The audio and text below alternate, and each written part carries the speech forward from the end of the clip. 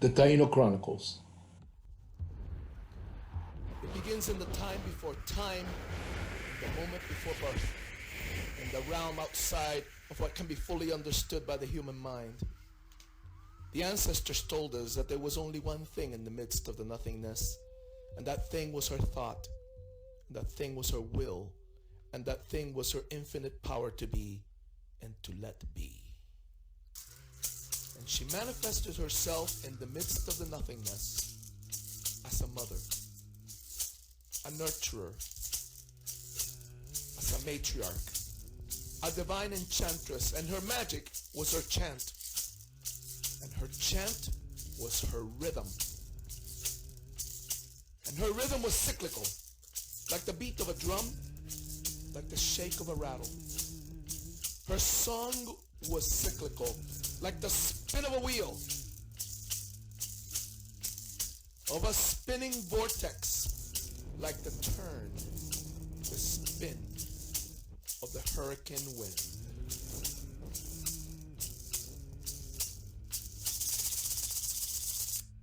Toka toka waiko, toka toka waiko, ogua wariko toka waiko, toka toka waiko, ogua wariko toka waiko. I will myself pregnant, and from my womb I give birth to life itself.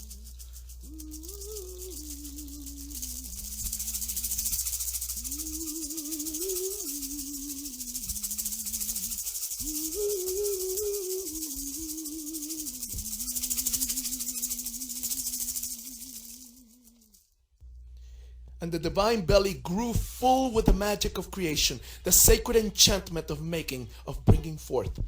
The ancestors, the ancient ones, depicted her in their craft, in their sacred art.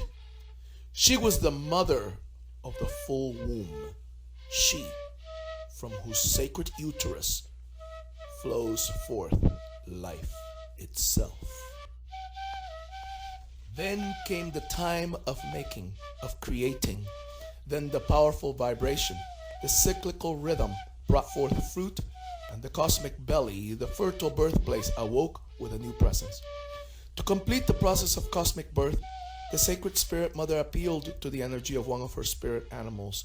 She assumed the shape of the infinitely fertile frog mother, she of the 1,000 eggs, she of the 10,000 eggs. This powerful magic of fertility was all that the cosmic matriarch needed, and in her belly was manifested new life in the form of the sacred twins. The cosmic mother's womb is the sacred womb, the ultimate womb deep in the very center of all existence. It is the oval place, the place of the coiled snake, the place of the stone hoop, Koabai, where souls await the moment of rebirth.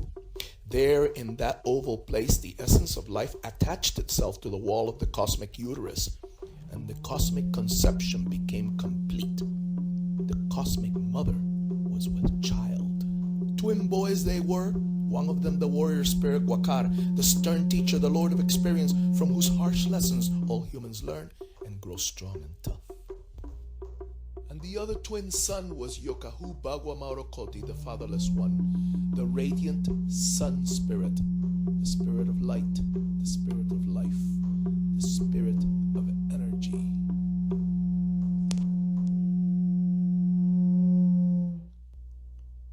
These two are her children then, they who were birthed through the power of the frog magic, the divine twins, Yokahu, the spirit of life, and Guakar, the spirit of wisdom. And the mother's name is Atabe, the great ancestress, the water mother, the earth mother, she of the serpent womb, she who gives and takes away life.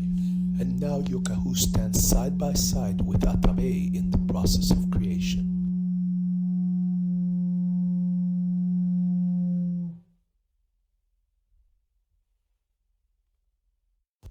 Now the process of creation has reached a new and higher level In the vast void of the nothingness, there is now a divine couple standing side by side, prepared to carry out the sacred magic act of making, of producing. The divine male and the divine female link hands and commence the process of genesis. The cosmos is filled with the green magic of fertility, and this magic is the vehicle through which the divine couple prepared to bring forth the great miracle of making, of creating. Then the magic moment of union arrives. The primordial female, Atabe, and the primordial male, Yokahu, unite, and divine love manifests in divine conjunction.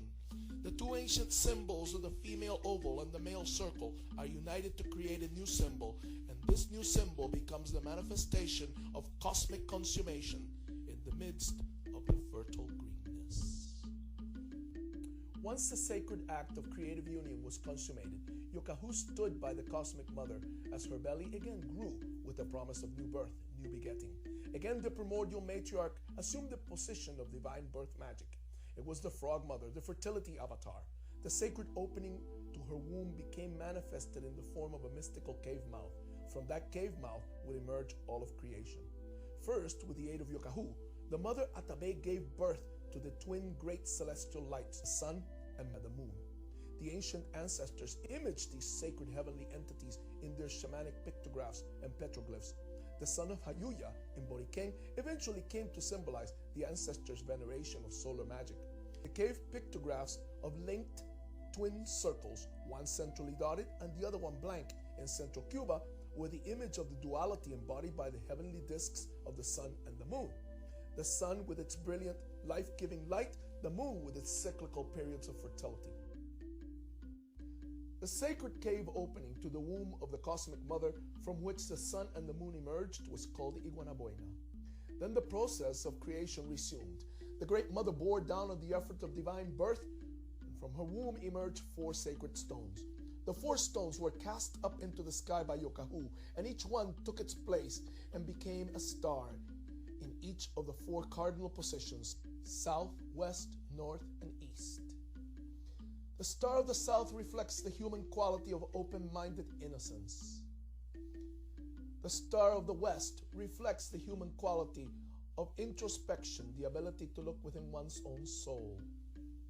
The star of the north reflects the human quality of wisdom and experience. And the star of the east reflects the human quality of illumination, clear vision. The cosmic matriarch Atabe asked her son, the spirit of energy, Yokahu, to position, shape, and form the lights of the sky. Yokahu stirred the fermenting celestial mists and formed the magical cosmic tree of the sky, which is manifested in the Milky Way galaxy. The Milky Way galaxy is another manifestation of the cosmic mother. Round about the sacred central cosmic Seba tree of the sky, the stars and galaxies were birthed with explosive vigor.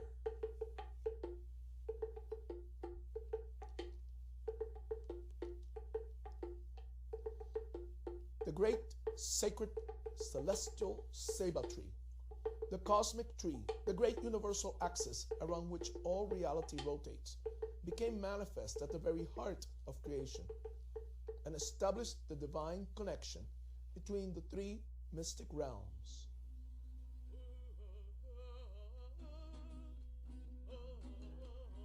Above, the upper sky realm called Ture. In the middle, the earth plane called Ku. And the lower watery underworld, accessed only through caves and dominated by the primordial ocean, a world that exists in a zone called Koabai.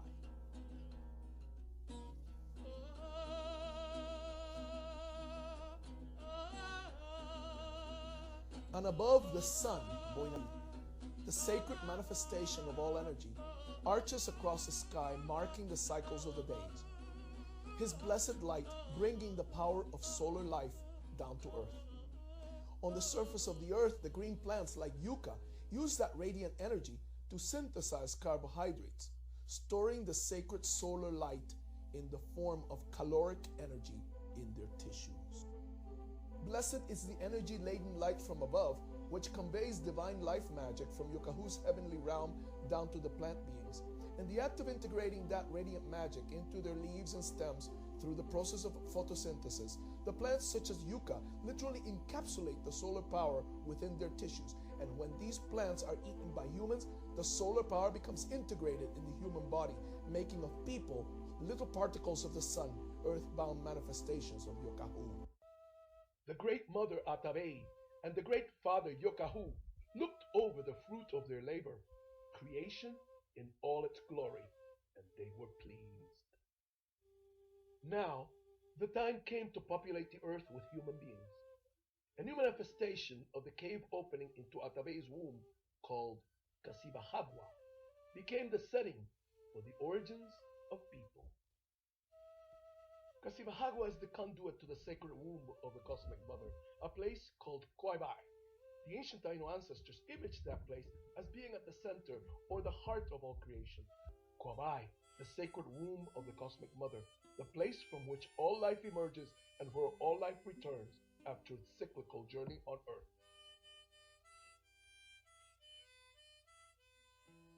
The concept of Kwaibai, the womb of the cosmic mother, is a complex one. It includes subterranean imagery of a place deep at the core of the world, underground. It is conceived as a watery place filled with a kind of amniotic humidity, where unborn souls in the form of fish await the moment of conception. Through the very center of this watery place rises the base of the world tree, the cosmic center, its trunk throbbing with the heartbeat of life itself. Kwaibai imagery also includes the form of the iguera gourd, the fruit of the iguera tree. This sacred object filled with seeds that promise new life is also a sacred metaphor for Atabe's watery womb, filled with potential human souls in the form of fish. And so, it is in this warm, nurturing uterine environment, represented by the sacred symbolic oval of Atabe, that the first human being was conceived. The womb of Atabe was often imaged by the ancients in the ovoid, pear-shaped form of a human uterus, and was associated closely with the totem animal of the Supreme Mother, the serpent. Maha, the sacred boa constrictor, is the holy animal, coiled and represented by the ancients in their stone oval sculptures. Its pear-shaped reflects the shape of the human womb and indicates the fertility of the cosmic matriarch, a fertility that is magnificently manifested in the 28-day cycle of the moon, the divine menses.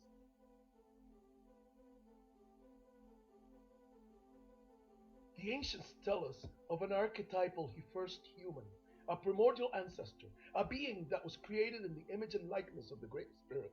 The Great Spirit, called Yaya, is the balanced combination of the male energy of Yokahu and the female energy of Atabe. This new human, created in the image of the Great Spirit, is given the name of the Great Spirit and called Yaya. Yaya was given the command by the divine couple to multiply and flourish, and so Yaya opened the belly, and from it fell on the ground some blood. From that blood of Yaya sprang two people, a man and a woman. The man was called Heketi Waribo, first man, and the woman was called Heketi Warishe, first woman.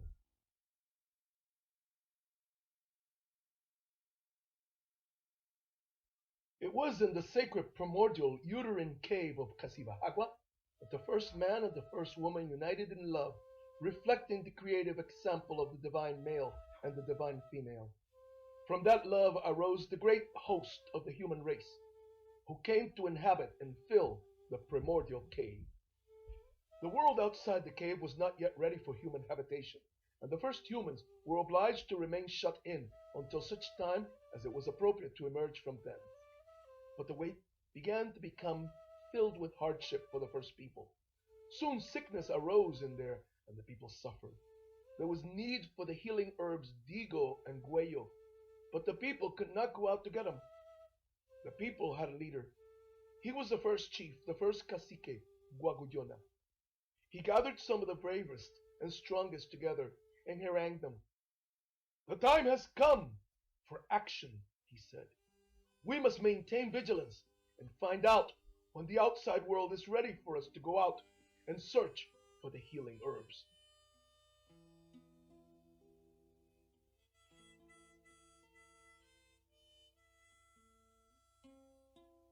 Cacique Guajuyona first called upon a man called Macocael to stand watch by the entrance of the cave, so that it could be determined what portions of the young earth would gradually become fit for human habitation, and so that people could be sent out to those places first for the herbs, and then to live out there. So Macocael assumed his post at the entrance of the cave and promised to be watchful and vigilant, looking out at the endless landscape as one who would never blink, but instead keep his eyes forever open as one without eyelids.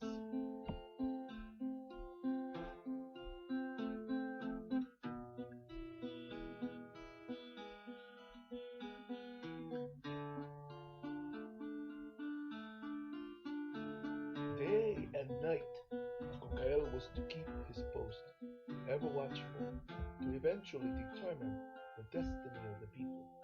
But one day there was no watchman at the cave door, no one to keep vigilant as Macocael had promised.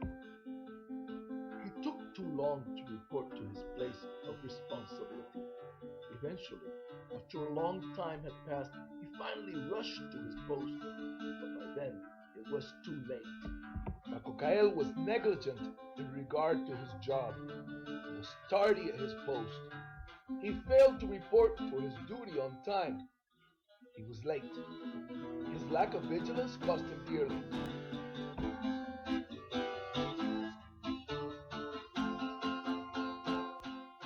His essence was snatched up by the metamorphic power of the sun. His body fossilized, and he became nothing but a pile of rocks by the cave entrance. After the loss of Macocael, things got worse among the people of the cave community. Sickness and hunger had established a stranglehold among them, and they had no way of alleviating the suffering. They had no healing herbs, and the food supply was catastrophically low. The people were dying. Wives lost their husbands. Husbands lost their wives. And mothers lost their children.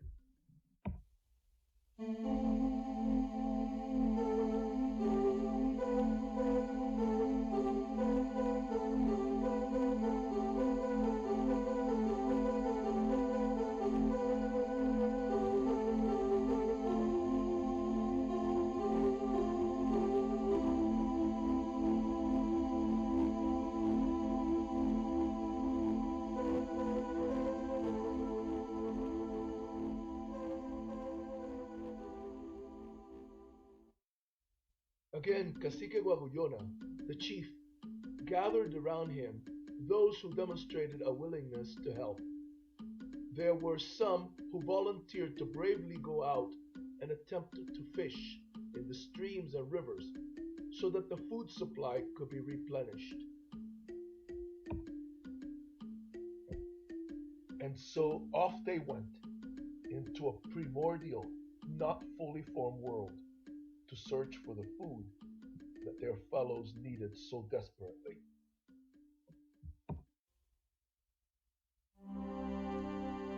The weight of the gold guanine medallion, the emblem of his authority, hung heavily from Guaguyona's neck.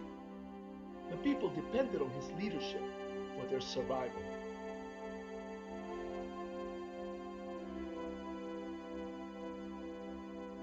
Guajuyona as chief, as cacique, owed his authority to the fact that he represented the central axis of existence among his people, like the very center of the Milky Way galaxy, which the ancients perceived as the trunk of the cosmic axis tree, the celestial Seva tree. Guaguyona provided the anchor around which the lives of his people orbited, very much like the millions of stars, planets, and other heavenly bodies that comprise the Milky Way galaxy orbit around the galaxy's center.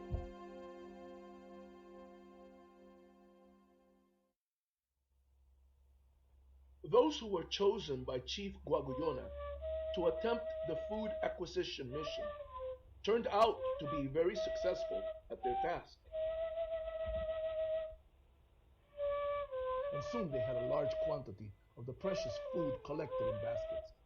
But instead of returning quickly to share their bounty with their fellows at the cave, they greedily kept the fish to themselves, cooking all of it on barbacoa, a barbecue grill on the riverbank. They felt that if they returned and shared the fish with the crowd in the cave, there would be precious little left for them. Their greed and selfishness got the better of them. They settled down to enjoy the fruit of their labor, greedily devouring all of the fish that they had caught. Unbeknownst to them, the powerful spirit of harsh experience was already at work preparing the tough lesson that would forever mark them as the example which generations of descendants would point to and remark. That is what happens when greed and selfishness controls the actions of people. The ancient Taino spirit of harsh experience is Wakar, the twin brother of the Lord of Life, Yukahu. Wakar is the Lord of Trials, the tough disciplinarian and headmaster of the School of Hard Knocks.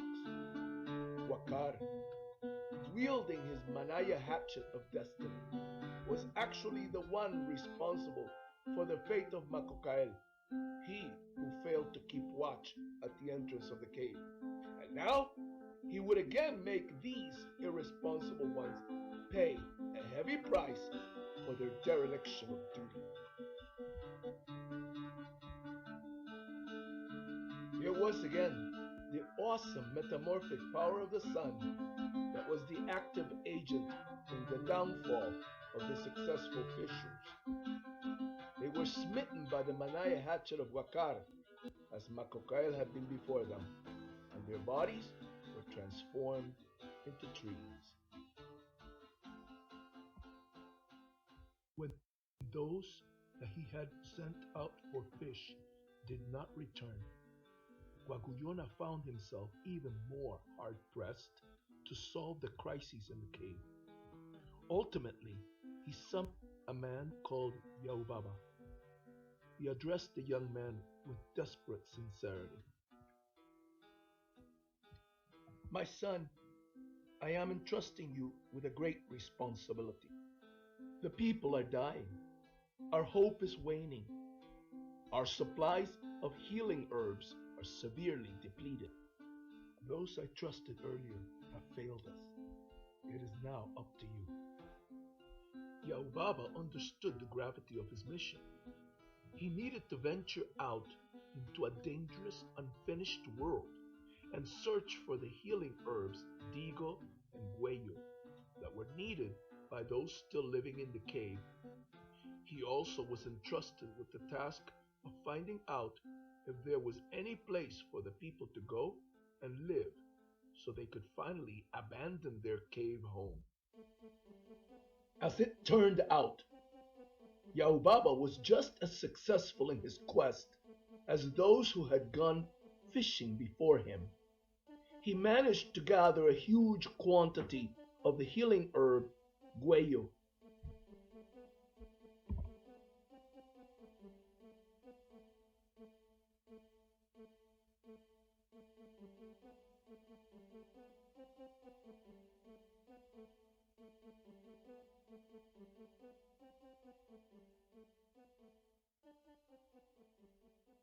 The young man carefully hung rows of the gueyo leaves on a rack to dry in the sun, and as they became ready, he ground them in a bowl with a stone mortar. He then mixed the ground herb with water and boiled the mixture to prepare a potent wash. being afflicted with the same sickness that was tormenting many back in the cave. He bathed with the wash and soon found complete relief from the illness. At that point, he should have immediately returned to his people and shared his good fortune with them. But like the fishers before him, he balked at sharing the precious medicine, fearing that the others would not leave enough for his own personal needs. He kept all of it for himself and never returned to the cave. Of course, that was Yahubaba's fatal mistake. He suffered the same fate that had taken down Makokael and later those who had been sent for fish before him. Wakar, the lord of harsh experience, brought the full weight of his dreadful manaya down upon his head, and through the transformative energy of the sun, Yahubaba was turned into Yahubabayael, a mockingbird.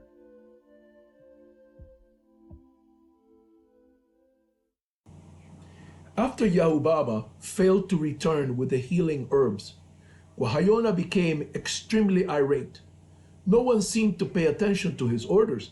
He felt that the members of the community as a whole had lost all respect for him, and this made him irrational.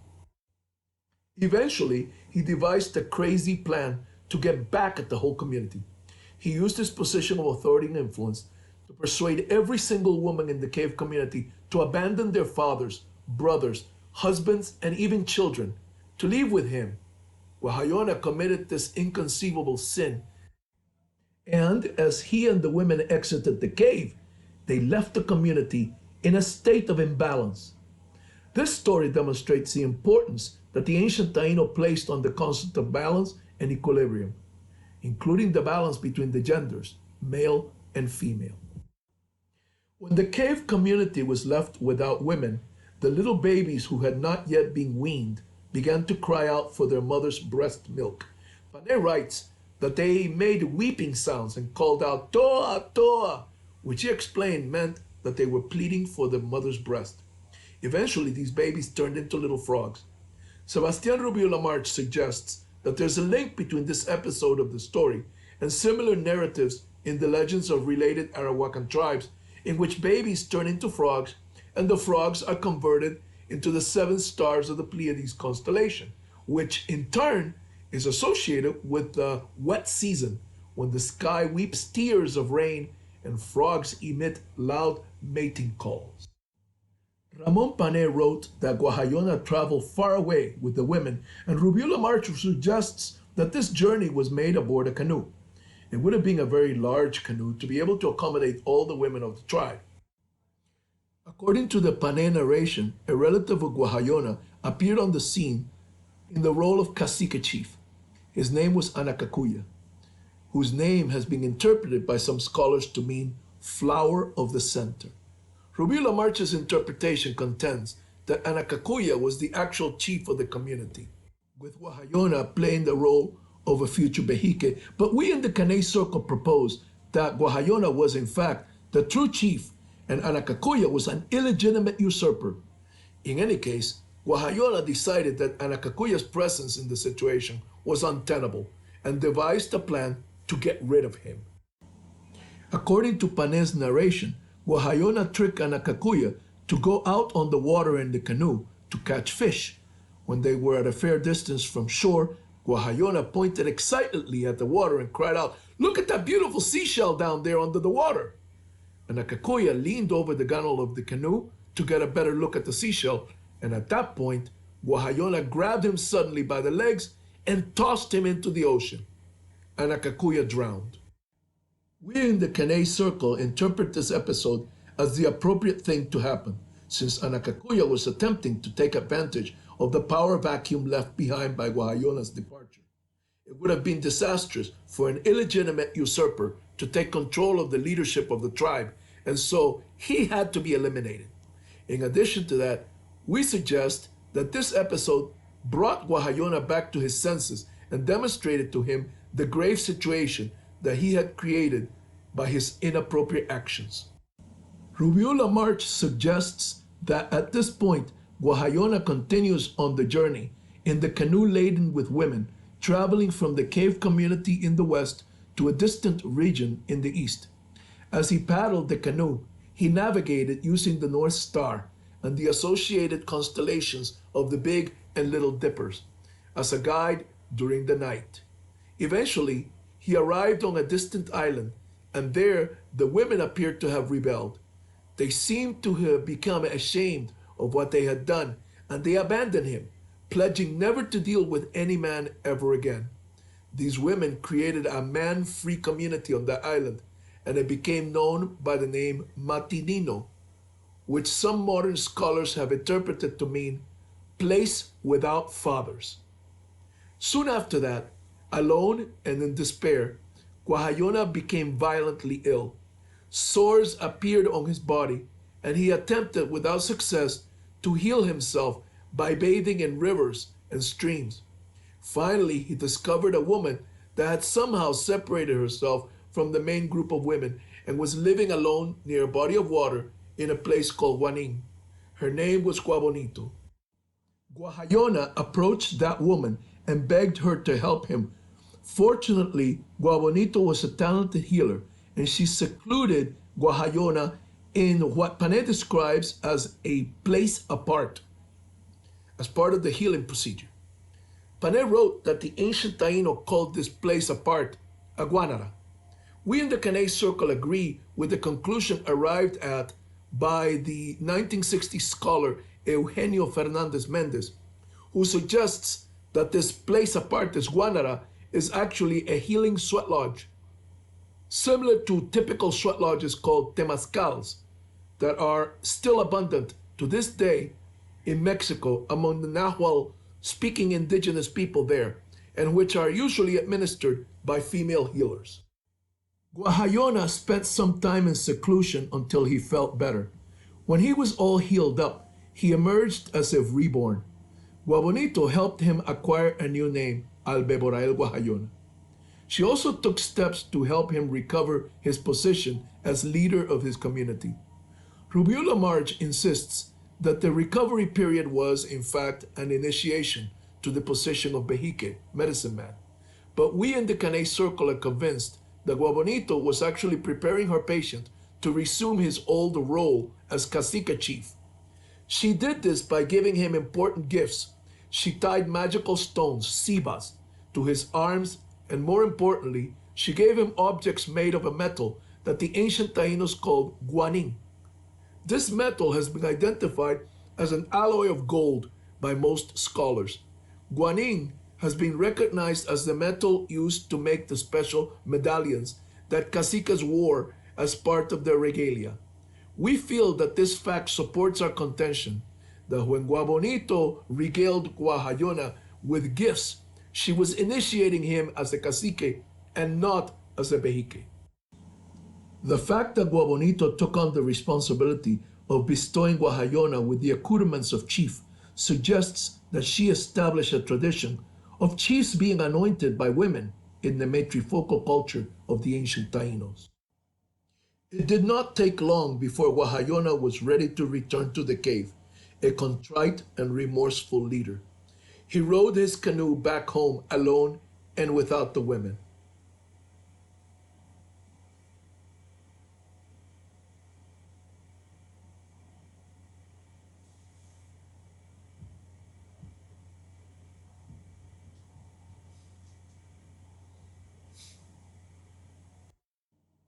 When Guajayona arrived back at his home, he was immediately confronted with the terrible problem of his own creation, the lack of balance in the tribe.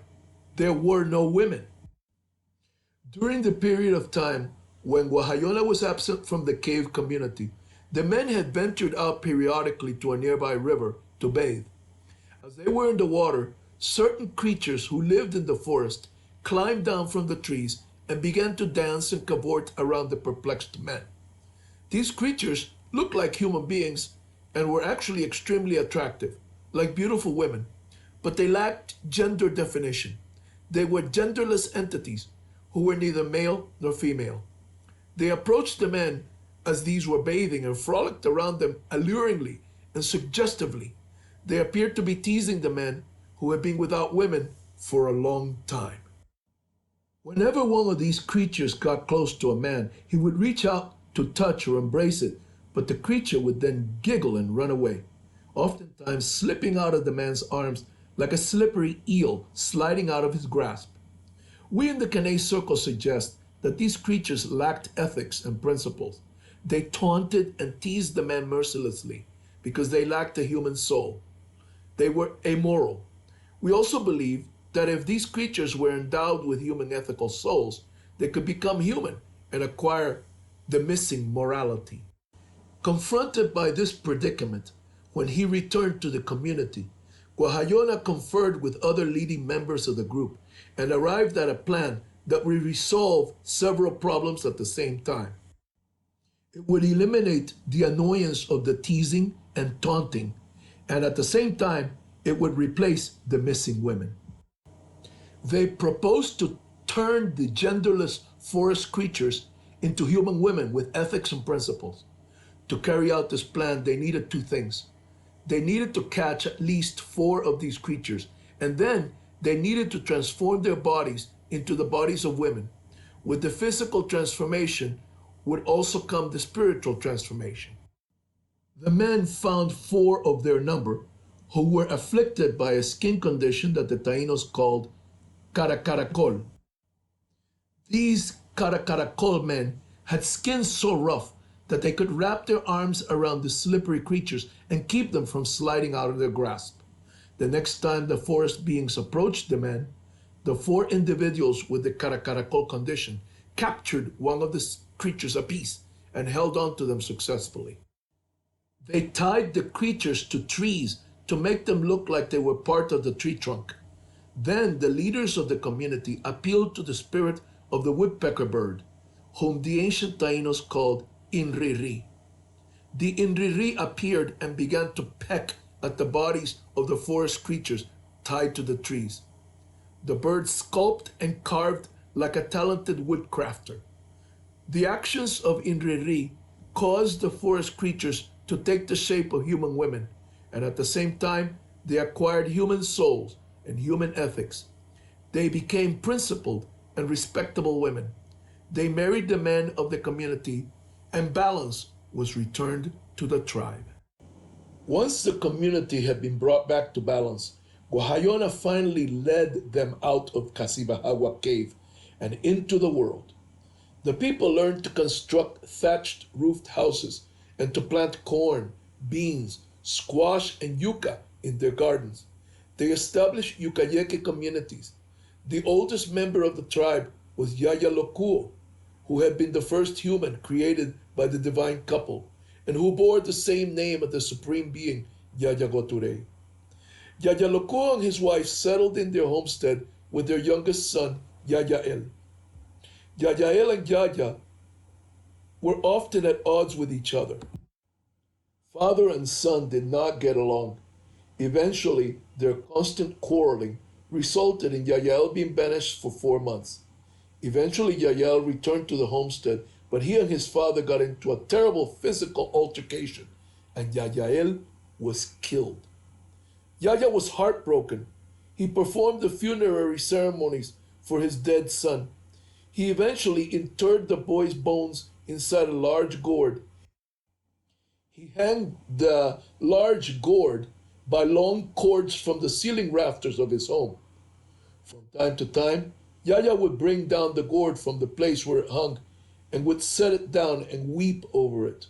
Eventually, the magic of the salty, grief-stricken tears filled the inside of the gourd with seawater, and the bones turned it into fish swimming around in there. Mullets, tarpons, and snooks. All humanity had already emerged from the sacred cave, Casibahagua, the ancestral cave. And the human race, human species, found itself living upon the surface of the earth.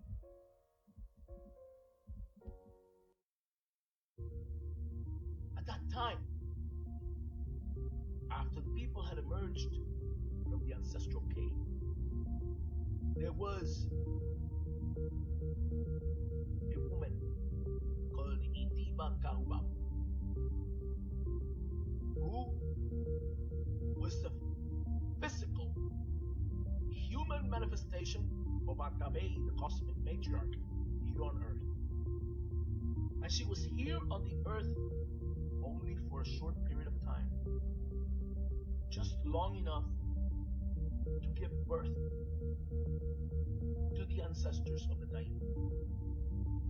Itiba Kahubaba became pregnant.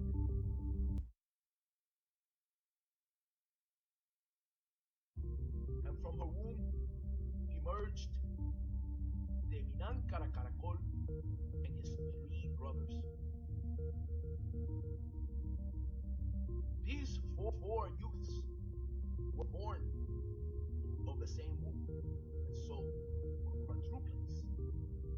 Then Itiba Kahubaba died, and her soul returned again to its place as the cosmic matriarch. The 4 youths, grew, became mature. They matured, and they became 4 young men. But they lacked virtue. They were mischievous, badly behaved, and took advantage of the old people. And so, one day, they approached the bohio, the hut of the ancestral figure, Yaya. Yes, they even had the audacity to invade the personal space of the quintessential elder, Yaya Lokuo.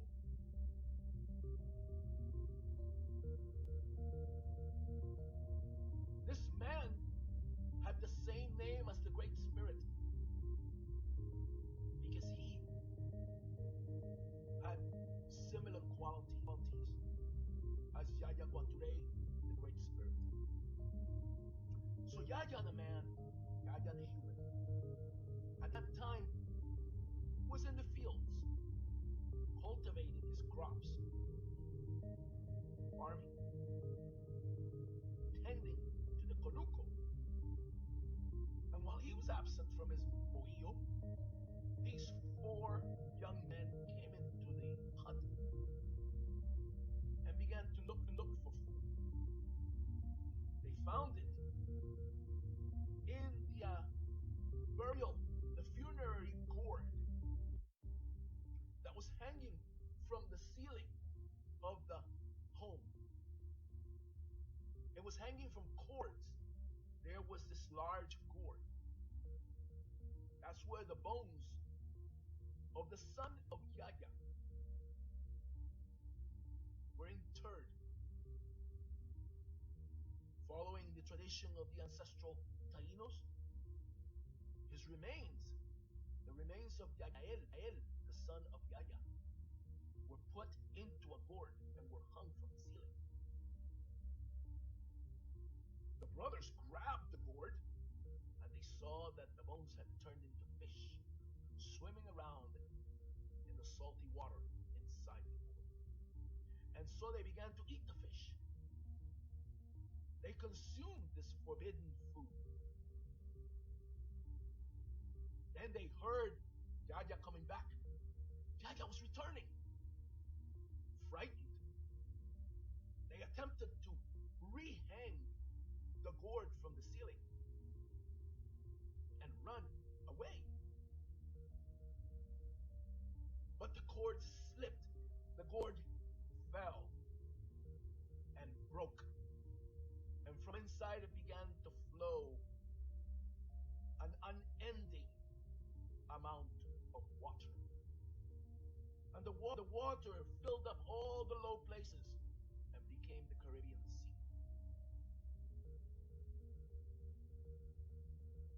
So the brothers ran away from Yaya, the man.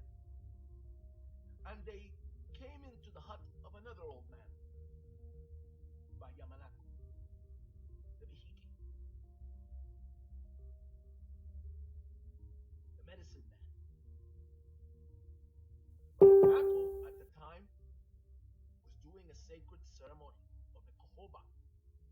had inhaled powdered seeds, seeds that had been ground into a sacred powder.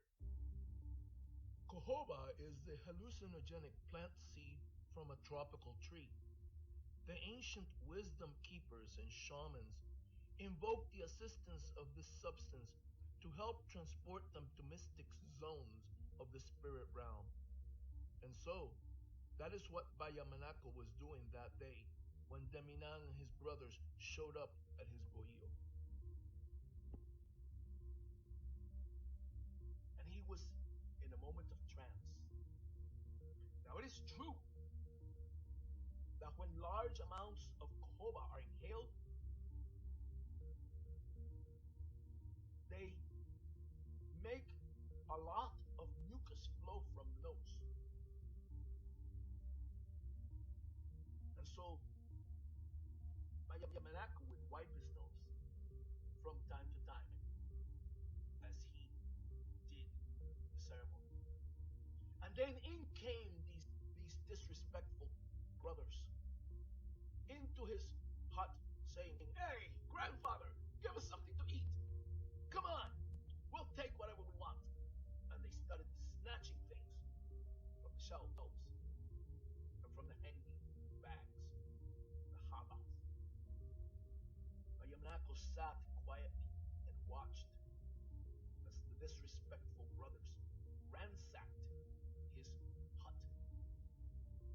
And then, as he felt the accumulation of mucus in his nose, he put his finger up to one nostril and went, "Whoo!" and blew a huge gob of mucus onto the back of Deminan.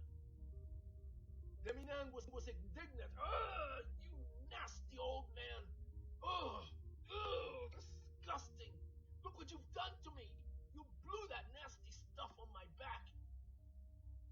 And just as he had said that, he began to feel pain on the spot where the mucus had fallen on his back. "Oh, oh, it hurts! It hurts! Oh, oh!" His back was burning. There was pain. The brothers began to look at him. "What's going on, brother? What is happening, Deminan?"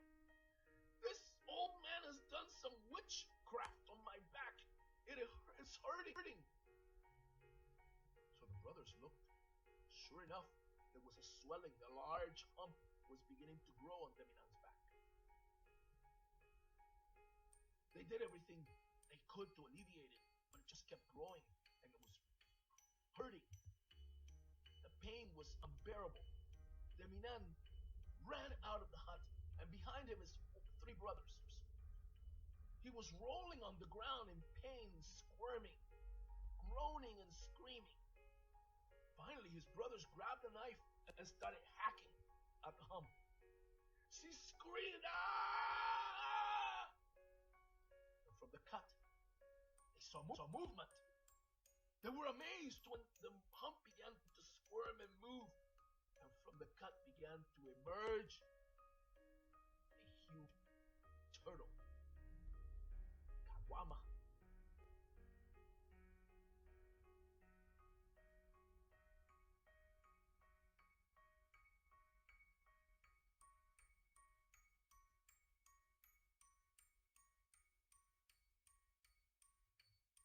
The turtle, the female turtle, came out of the hole. Because you see, that turtle represented an element of human emotion that is called compassion.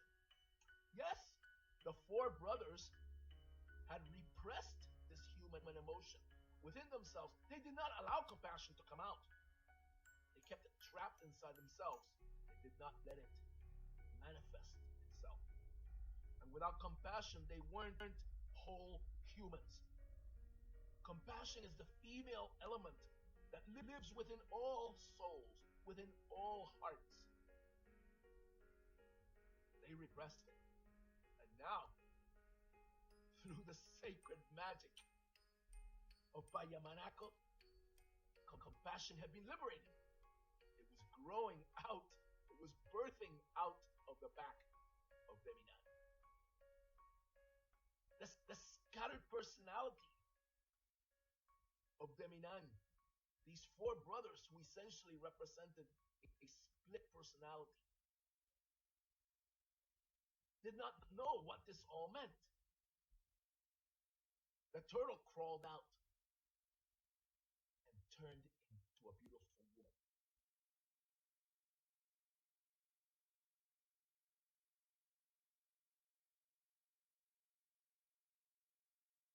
Caguama, the compassionate one.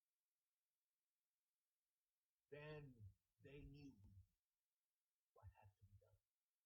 They understood. They saw that it is only through the balance of the male and female elements of humanity, the four gifts that these four boys represented: open mind in the south, introspection in the west, wisdom and experience in the north, illumination in the east, combined with the female element of compassion of Caguama, the turtle woman. It is through the union, the marriage of these two, that a balanced humanity can exist.